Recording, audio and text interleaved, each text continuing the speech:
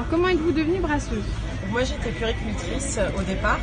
Et en fait, un jour, on a appris que la Servadoc était en vente en faisant le tour des brasseries pour trouver des bières artisanales pour nos cousins. Et quelques temps après, j'ai fait une chute de cheval qui m'a empêchée de travailler pendant quelques mois. Et c'est à ce moment-là que je me suis dit, bah, tiens, ça pourrait être chouette de changer, d'aller voir, d'aller re-rencontrer Guy, qui était l'ancien brasseur. Donc j'y suis allée en janvier 2015, je l'ai rencontré, c'était quelqu'un de passionné qui avait très envie de transmettre sa brasserie, ses recettes, sa manière de travailler. Donc qui m'a dit on y va, on essaye. Moi je reste avec toi 6 mois, le temps que tu te formes, le temps que tu fabriques avec moi, qu'on rencontre les clients. Donc c'est ce qu'il a fait, il est resté, puis après il a commencé à s'éloigner doucement, c'est-à-dire il venait qu'1 ou 2 fois par semaine, puis encore moins. Et ça a été un grand changement. Pour moi,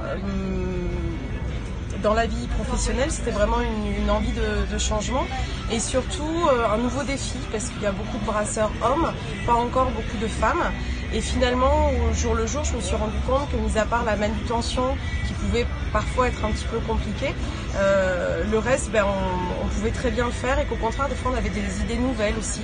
Et surtout, par rapport aux femmes sur les marchés, ça offre une nouvelle possibilité, c'est-à-dire dire la bière, c'est pas que pour les hommes. Si c'est une femme qui brasse, peut-être qu'on va pouvoir la goûter nous aussi.